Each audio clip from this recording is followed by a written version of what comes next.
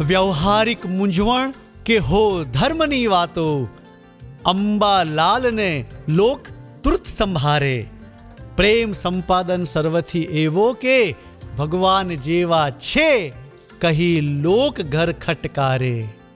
મહીવાળા ભગવાનનો સાક્ષાત્કાર સહેજે બુદ્ધિથી ઊંચેરા ઉપાયો પ્રકાશે. બોધ કળાને સૂજ પ્રસંગે પ્રસંગે નીતરે, છૂટવાના કામીને પછી કોણ બાંધે. દાદાની બોધ કળા, બુદ્ધિ કૌશલ્યતા અને જ્ઞાન કૌશલ્યતા, બંને પ્રકારની કૌશલ્યતા દાદામાં પૂર્ણપણે હતી. બુદ્ધિની કૌશલ્યતાને બોધ કળા કહી. આખી બુદ્ધિથી જ, પણ આખી બુદ્ધિ કંઈ વિપરીતવાળી નહીં, પણ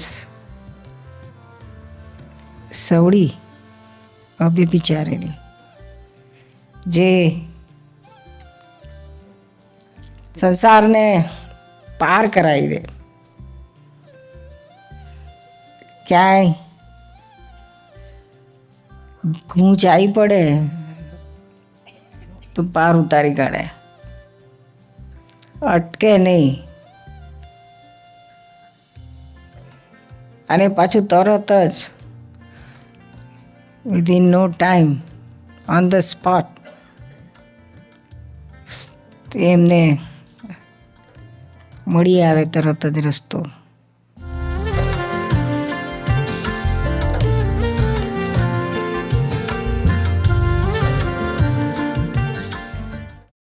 એકાદ માણસને જુગાર રમવાનો શોખ થઈ ગયો છે. જુગાર રમવાનો શોખ થઈ ગયો પછી નુકસાન જાય, લોકો હસે એને ઉધાર. આ તો કરે, આબરૂ જાય, બધું જ જાય. એમાંથી એવો માણસ પાછો ફરે ને, જો પાછો ફરે તો સહેજે ફરી જાય, ના ફરે તો લાખ ઉપાય નહીં ફરે. એ કર્માધીન છે. શું આપણે પ્રયત્ન કરવો પાછું ફેરવાનો? પ્રયત્નની વાત કરું છું. હે? હું પ્રયત્નની પ્રયત્નની જ વાત કરે છે. હા, એ પ્રયત્ન કરવો જોઈએ. પ્રયત્ન કરવો જોઈએ, પણ એ પ્રયત્ન કેવો હોવો જોઈએ?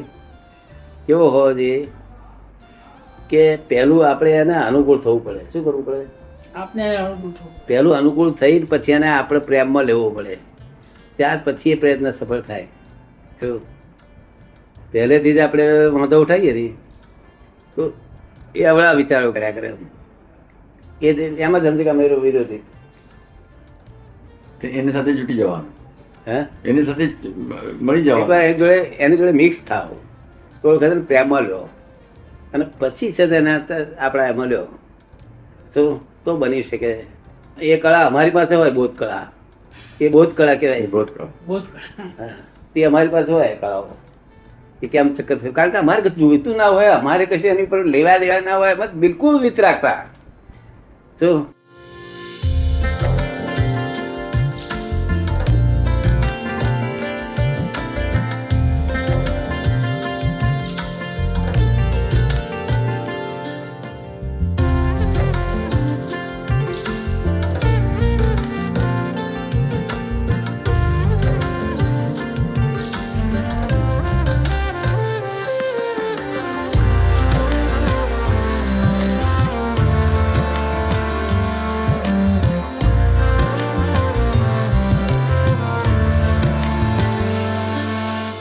દાદા તો ડાપણવાળા હતા, એટલે એવી વ્યક્તિને ધીમે ધીમે સાચવીને અહંકાર ભગ્નતામાંથી છોડાવી નોર્માલિટીમાં લાવેલા છે દાદા.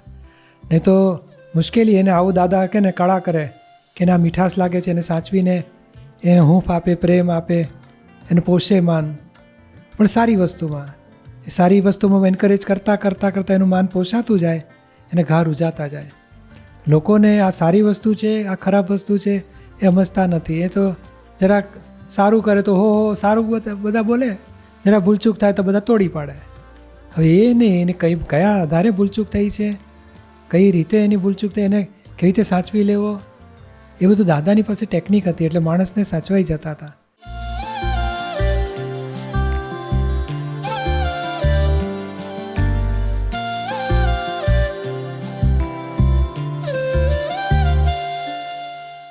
દાદાને એક દાખલો હતો.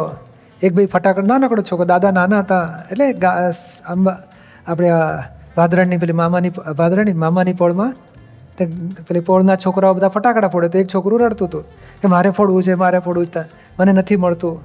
તો દાદા એને બોલાવે, અહીં બેસ બેટા. કે છે રાજા ફટાકડો ફોડે કે નોકરો ફટાકડા ફોડે?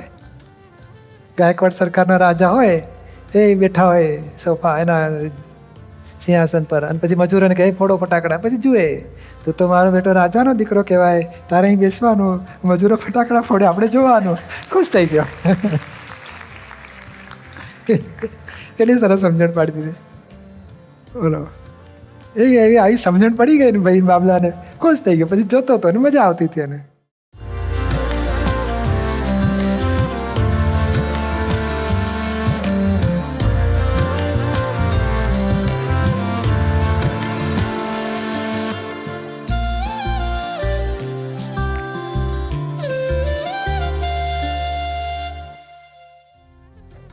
સરસ દાદાનો પેલો દાખલો છે. દાદા એ બહુ વર્ષો પહેલાંની વાત છે, જ્ઞાન થતાં પહેલાંની વાત છે.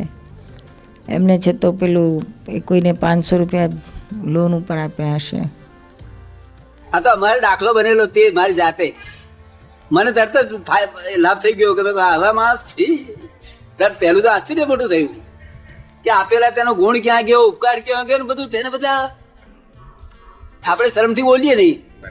આપણે શરમથી બોલીએ નહીં, બિચાર દુઃખ થશે, એને અડચણ હશે. ઉઠતો એ તો કહે છે કે જેની વાત કરો છો? મેં કહું આ કઈ જાતની વાત કરે છે? એમને 500 રૂપિયા આપ્યા હતા ને, મહેતાજી આપ્યા હતા.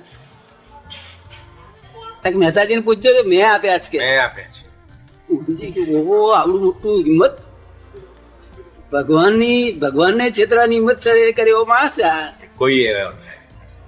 એટલે મેં કહ્યું આ તો નમસ્કાર કરવા છે. મેં કહ્યું કે તમે મારી સાથે જ ચાલો કહ્યું. અત્યારે ઘેર લાઈન મહેતાજીને કહી દીધું અને રૂપિયા 500 આપી દો.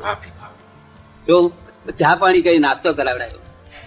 એ સમજી ગયો કે આ જો મૂર્ખ બનાવ્યા ને મેં અમને, અને હું મૂર્ખ બન્યો ખરો. રાજી ખુશી થઈને મૂર્ખ બન્યો કે અમને છૂટું છે. હવે તેની પાસે લીધા હોત ને તો મને 5 લાખના નુકસાનમાં ઉતાર હતી. એનું ઓળખાણ થયું હતું માટે. બરાબર. પોતાનો ક્લેમ તો બાગજી મૂક્યો ઉપરથી, એનો ક્લેમ પૂરો કરી આલ્યો. કેમ તો કે મારે છૂટું, ફરી આ મને ભેગું ના થવો જોઈએ કે છે.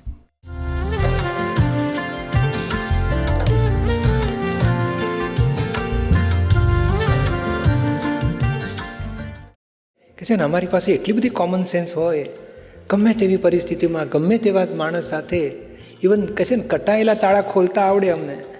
કટાઈ ગયેલું હોય, હવે ડૉક્ટર એને પેલું સ્ક્રેપમાં જ નાખવાનું હોય આપણા, તો કે ના અમને ખોલતા આવડે કટાયેલું તાળો, ગમે તે રીસાયેલા હોય બનાવતા આવડે.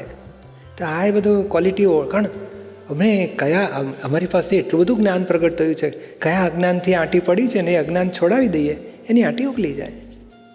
એટલે આ એમનું એડજસ્ટમેન્ટ હોય છે કે આ ક્વોલિટી કઈ સંસારમાં એ કહે ને કે માણસને મુશ્કેલી મૂકી દે. માટે આવી વ્યક્તિથી છેટા રહેલું સારું છે. માનીને માન આપી, લોભિયાથી છેતરાયા, સર્વનો અહમ પોષી, વિતરાગ ચાલી ગયા, છતાં મૌન આશીષે જ્ઞાન બીજ રોપીને કે એવું કંઈ કર્યું કે એનું કલ્યાણ થાય, અને પોતે આગળ વધવાના જ, પણ એનું કલ્યાણ કરતાં કરતાં આગળ વધે છે.